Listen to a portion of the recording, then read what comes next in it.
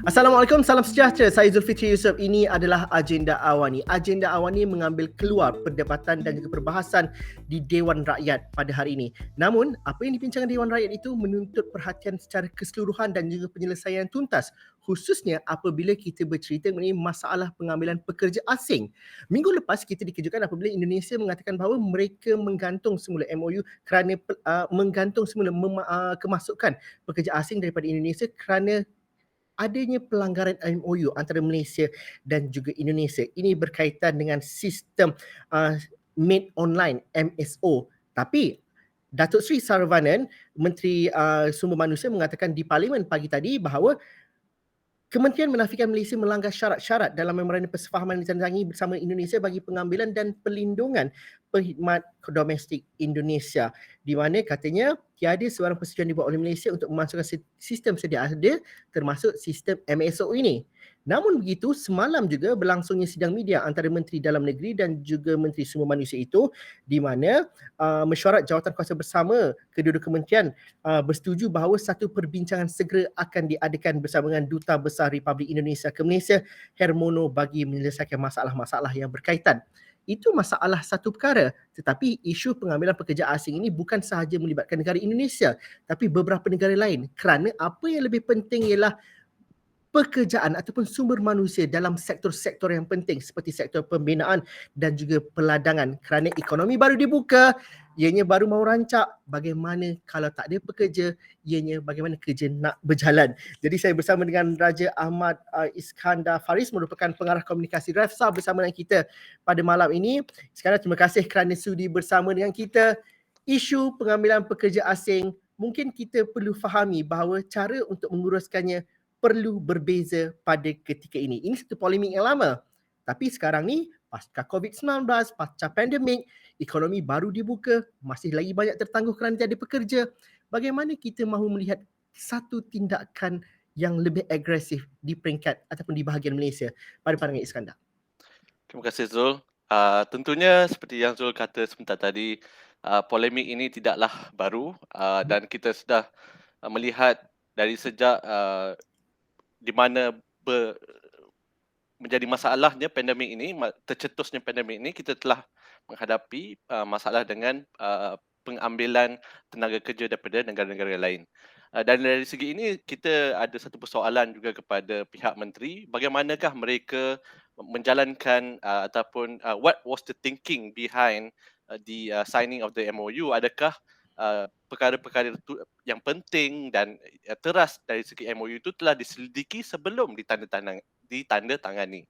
Kerana kita lihat pada hari ini adanya statement atau kenyataan daripada pihak-pihak menteri mengatakan mereka akan semak semula ataupun kaji semula.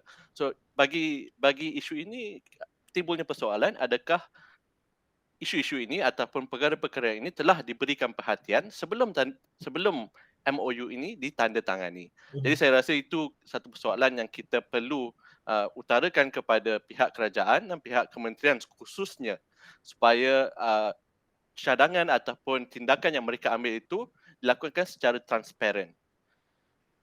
Dan bagaimana kita nak melihat bahawa kalau kita dengar kenyataan-kenyataan daripada menteri yang terlibat ataupun pihak berkuasa, perkataan yang selalu digunakan ialah perbincangan segera akan diselesaikan dalam masa terdekat.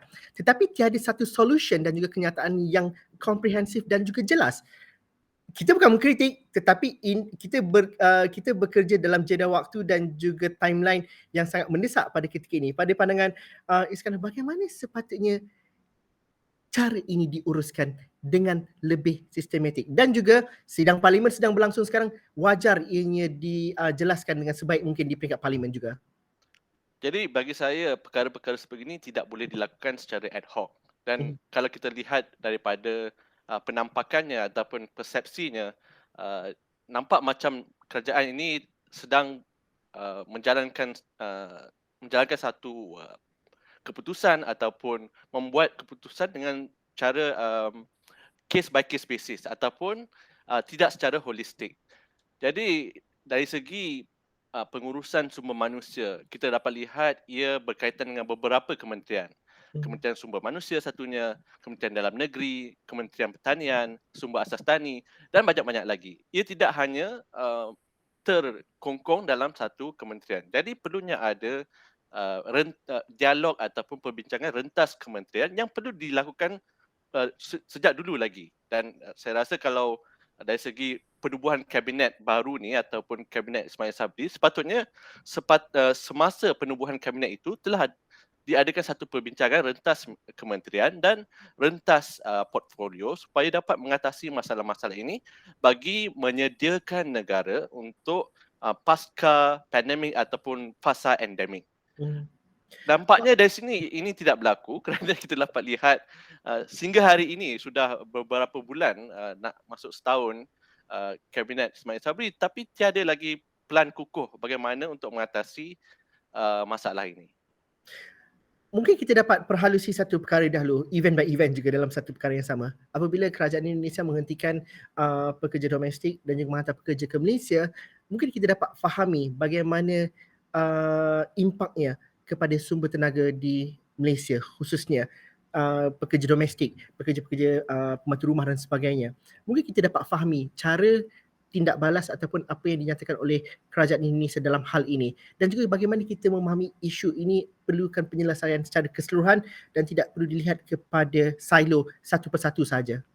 Kalau kita lihat dari segi perjanjian MOU yang ditandatangani pada bulan April lalu, tak silap saya ia hanya berkaitan dengan pembantu rumah ataupun pembantu rumah domestik Indonesia. Tetapi disebabkan pelanggaran ataupun dakwaan pelanggaran itu, berlakunya pembekuan penghantaran pekerja merentasi sektor dari Indonesia, dan ini menyukarkan lagi pemulihan bagi industri-industri terutamanya pembuatan, peladangan dan pembinaan untuk kembali ke tahap sebelum pandemik. Kekurangan tenaga pekerja kalau kita lihat dari segi sektor pembuatan misalnya 1.2 juta pekerja, sektor pembinaan 550,000 pekerja, dan sektor peladangan 120,000 pekerja. Kalau kita nak lihat lagi apa kesan dia kepada industri tersebut, kekurangan penuai, contohnya kekurangan penuai sawit dalam kalangan pekerja asing menyebabkan kerugian sebanyak 21 bilion pada 2021. Dan anggarannya ia akan berterusan kalau ini tidak diatasi sebanyak 28 bilion pada tahun ini. Kenapa rugi? Sebab kalau walaupun kita cakap peladangan itu tidak akan naik atau turun dari tahun ke tahun, tapi kalau kita lihat kurangnya penuai sawit, buah-buahan sawit itu akan dibiar tidak dituai dan akan mereput begitu saja di atas pokok. Dan ini adalah satu kerugian besar bagi industri yang saya rasa menjana keuntungan dalam masa kegawatan ekonomi. So industri sawit ini telah menjana keuntungan walaupun sektor-sektor lain menghadapi masalah dari segi perkembangan.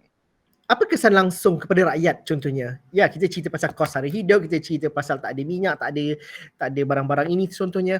Tetapi ianya berangkai antara suka atau tidak, ianya saling berkait antara satu sama lain. Justru mungkin dapat kita fahami bagaimana ia berkesan kepada efek-efek yang lain, kesan-kesan yang lain juga.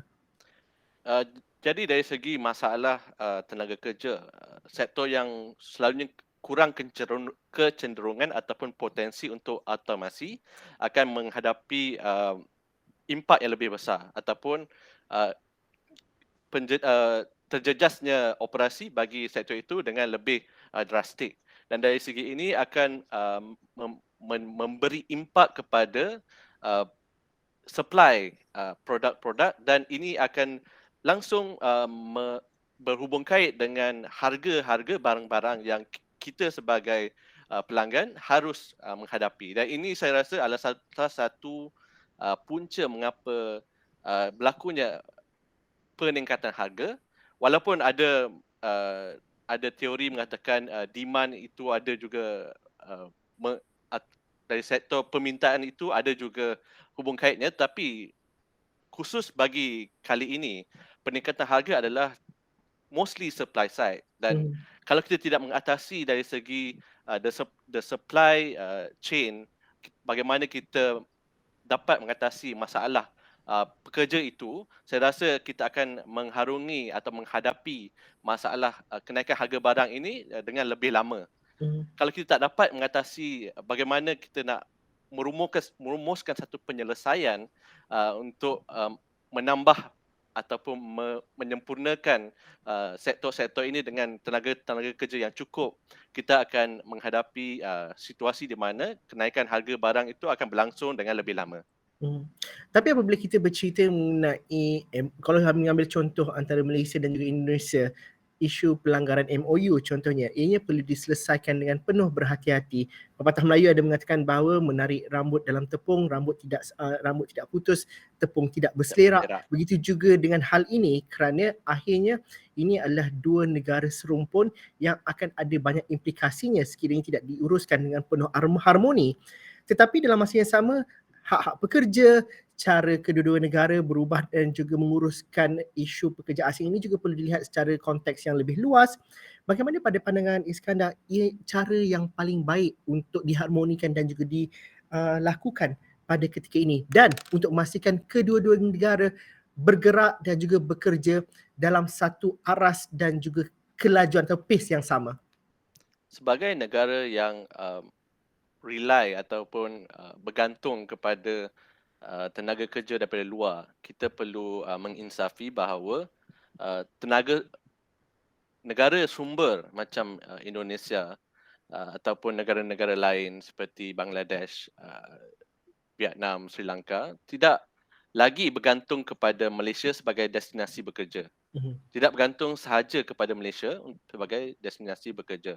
Terdapat negara-negara lain yang mungkin memberi upah yang lebih tinggi kepada pekerja-pekerja mereka dan juga menghormati hak-hak buruh dengan lebih ketat ataupun mengutamakan hak-hak buruh lebih daripada apa yang kita laksanakan tempoh hari. Jadi itu kita perlu insafi. Dakwaan buruh paksa itu selalu berlega dalam kalangan diskusi antarabangsa dan komitmen tegar perlu ada untuk hapuskan sebarang insiden buruh paksa dan buruh-buruh kanak-kanak yang seperti yang kita telah ratifikasi dalam Konvensyen Asas Pertubuhan Buruh Bangsa ILO nombor 29 baru-baru ini. Jadi itu kita perlu utamakan, kerajaan perlu utamakan program-program ataupun measures untuk melindungi pekerja-pekerja asing daripada sebarang kekasaran ataupun insiden buruh paksa. Dan saya rasa ini bukan sahaja termaktub kepada Menteri Sumber Manusia tetapi merentasi kementerian termasuk Kementerian Dalam Negeri. Kalau kita tengok bagaimana dalam episod kita mengurus pandemik, pada asalnya vaksin itu mungkin kalau ikut budi bicara Kementerian Dalam Negeri, vaksin itu mungkin hanya akan diberikan kepada warga negara Malaysia sahaja. Jadi persoalan timbul bagaimana dengan pekerja-pekerja asing yang bekerja di sini dan menetap di sini. Kerana hal-hal urusan ataupun perkara berkaitan kesihatan itu tidak hanya boleh diasingkan bagi setengah warga negara sahaja. Sebab kalau kita tengok COVID itu tidak mendiskriminasi antara warga negara dan bukan warga negara. Dia akan menghidap kepada sesiapa dan tanpa penyelesaian holistik untuk mengatasinya, dia akan merebat kepada warga negara juga. Jadi saya rasa dari segi ini kita kena shift the lens bahawa isu foreign labour ini adalah isu warga negara juga. Bagaimana kita melayan mereka, bagaimana kita menghormati mereka, akan balasannya itu akan dapat balik kepada kita.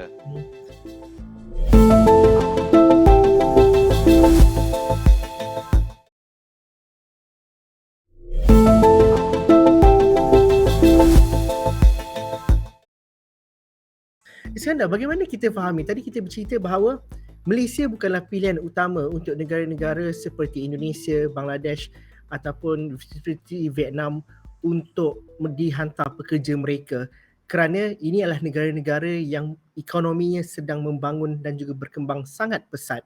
Ini bukan lagi zaman tahun 90-an yang mana mereka merasakan bahawa rakyat itu, pekerja asing itu, mengimport pekerja asing itu adalah sebahagian daripada sumbangan ekonomi kepada negara mereka seperti Indonesia. Ini zaman sudah berbeza. Malah kalau kita bercerita, tapi dalam aspek kita di Malaysia pula, pengambilan pekerja asing adalah jalan mudah untuk ekonomi dan juga sektor sumber manusia kita, kerana mereka tidak cuti lama seperti pekerja-pekerja tempatan. Mungkin ini persepsi dan juga banyak benarnya mungkin mereka tidak mendapat benefit ataupun kemudahan seperti yang dituntut oleh pekerja tempatan.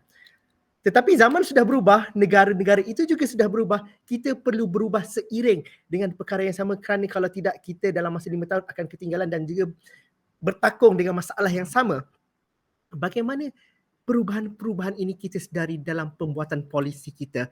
Persepsi kita masih lagi cerita pasal pekerja daripada Indonesia, kita akan cerita pasal masalah parti dan sebagainya.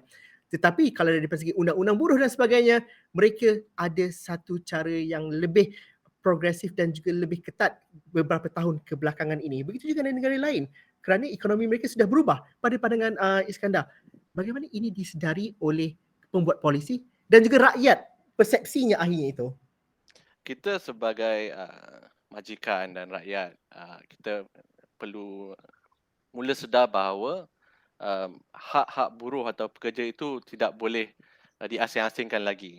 Maksudnya kalau pekerja tempatan kita beri hak yang sepenuhnya, pekerja asing kita bagi hak yang mungkin lebih Ala kadar contohnya. julas, ala kadar. Jelas. Jadi dari segi ini hak itu terpakai kepada semua, dan mengapa hak itu ada adalah menunjukkan bahawa kita semua ni manusia. Kita tak boleh treat us like machines ataupun harapkan kita bekerja sebagai mesin saja. Dan contoh-contoh baru-baru ini di mana pekerja tempatan sudah mula demand atau meminta satu taraf yang lebih tinggi dari segi dari majikan mereka adalah satu perkembangan yang positif, sebab masyarakat sudah sedar bagaimana pekerja itu mempunyai hak-hak sendiri. Dan dari segi ini saya suka kalau kita dapat lihat situasi kesatuan ataupun labor union dalam negara kita ini diperkukuh dan diperkasa supaya dapat memperjuangkan lagi hak-hak pekerja di Malaysia. Dari segi itu kita perlu ada satu mindset shift di mana kita tak boleh lagi bergantung kepada murahnya pekerja itu. Kita perlu menggajikan pekerja setimpalnya supaya mereka dapat hidup dengan lebih bermaruah dan disokong dengan alat-alat ataupun mesin-mesin untuk menjadi lebih produktif dari segi uh, uh, pekerjaan mereka. Kita tak boleh lagi nak cakap kita kena bayar mereka murah kerana nak menjimatkan kos dan sebagainya. Kerana ini adalah satu fenomena di mana kalau kita lebih mengkejar kemurahan, ia akan mencipta satu fenomena vicious cycle towards the bottom, race to the bottom. Kerana kalau nak cakap murah, Vietnam boleh lagi murah daripada kita. China pun boleh lebih murah daripada kita, dan banyak negara membangun lain yang boleh memberi kos yang lebih murah daripada Malaysia. Malaysia sedang menaiki tangga nilai dari segi pembuatan, dan kita perlu beralih daripada bergantung kepada kos murah kepada value added yang lebih tinggi. Dan bagaimana itu akan mengubah, kerana soalan selalu kita tanyakan kepada penganalisis, kepada tetamu kami ialah apabila kita cerita pasal pengambilan pekerja asing ini ialah bagaimana dapat mengurangkan kebergantungan kepada pekerja asing. Dulu ketika COVID, kita kata, kita boleh lakukan kerana time COVID, pekerja asing balik ke negara mereka, kita boleh gunakan anak-anak Malaysia sendiri untuk bekerja. Tetapi sistem gaji tidak berubah, sistem nilai dan juga bagaimana kita memberikan reward kepada pekerja juga masih lagi tidak berubah. Jadi pada pandangan Iskandar, bagaimana sekiranya kalau kita mengubah segala-galanya, kita dapat menjawab soalan kepada mengurangkan kebergantungan kepada pekerja asing. Anak-anak tempatan mungkin akan bersedia untuk masuk sektor yang mungkin susah kerjanya tapi memberikan pulangan yang tinggi, faedah yang tinggi dan juga pelindungan yang baik. Bagaimana itu mungkin dapat dilakukan? Kalau kita lihat, walaupun sekatan COVID itu telah diringankan, banyak negara sudah mula menghantar tenaga kerja ke negara-negara lain, kita dapat lihat ada juga tentangan ataupun rintangan yang kita perlu lalui seperti di negara Bangladesh dan Indonesia baru-baru ini yang menaikkan taraf di mana kita perlu satisfy a higher threshold of conditions before mereka supply labor ke negara kita. Sebelum mereka membekalkan tenaga kerja ke negara kita. Dan ini akan, saya rasa takkan hanya berhenti di sini, dia akan menjadi satu benchmark yang lebih tinggi untuk masa depan juga. Dan dengan bagaimana kita hendak memenuhi syarat-syarat itu adalah satu soalan, bagaimana kita dapat meningkatkan competitiveness untuk competitiveness untuk masa depan. Jadi kita perlu berubah mengikut arus masa dan tidak boleh hanya terperangkap di takuk 90-an di mana tenaga kerja itu murah. Tenaga kerja akan bertambah mahal, dan dari segi itu bagaimana kita attract ataupun memikat pekerja tempatan itu di sektor-sektor yang terkesan adalah satu faktor yang penting. Dari sini kita boleh lihat dari segi prospek kerjaya, mestilah jelas kalau kita nak market jawatan tersebut kepada pekerja tempatan. Adakah sebagai penuai mereka boleh membina kerjaya yang lebih bernilai dalam sektor itu di masa depan, dan bagaimana perjalanan itu, berapa tahun perjalanan itu perlu diambil bagi mereka untuk menaik corporate ladder, if we can say it that way, daripada penuai ke jawatan yang seterusnya. Jadi itu adalah persoalan-persoalan bagaimana kita perlu persoalan yang kita perlu jawab supaya kita dapat mengalih tenaga kerja daripada bergantung kepada tenaga luar ke tenaga dalam negeri. Jangka masa panjang, ramai yang mengatakan bahawa ini zaman revolusi 4.0, automasi akan mengambil tempat dan sebagainya. Sejauh mana kita bersedia ke arah itu, dan akhirnya nanti ialah sektor ekonomi kita masih lagi bergantung kepada tenaga kerja tidak berkemahiran tinggi. Oleh itu kita masih lagi bergantung kepada pekerja asing dan juga pekerja-pekerja yang nilai pulangannya rendah.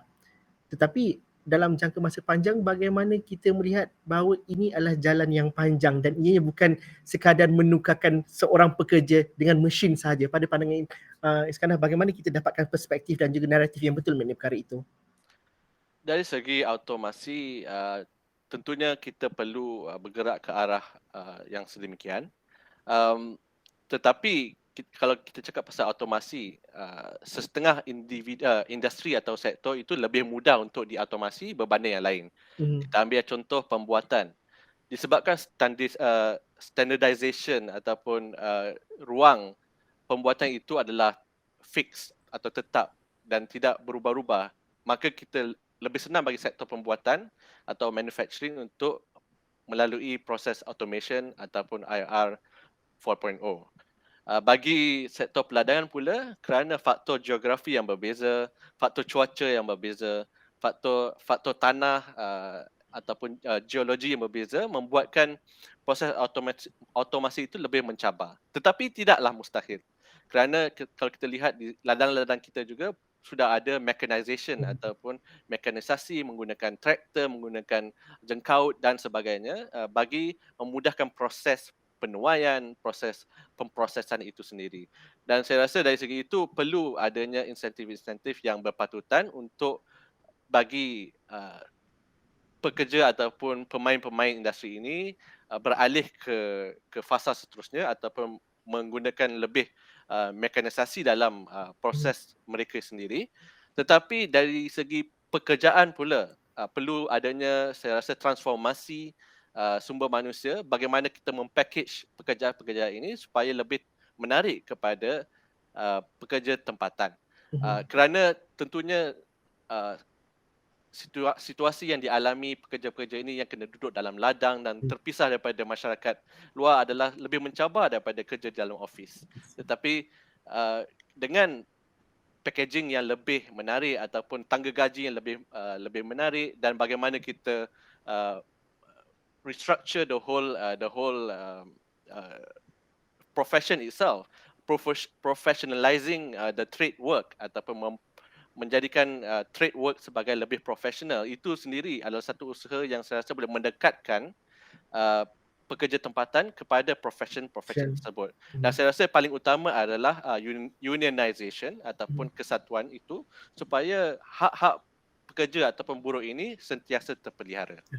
Iskandar, terakhir sekali dalam masa setengah minit, masalah pekerja asing ini, bagaimana kita nak lihat kerajaan menyelesaikannya dalam minggu yang terdekat? Bagaimana rakyat menilainya? Apa kita punya KPI kepada kementerian-kementerian terlibat?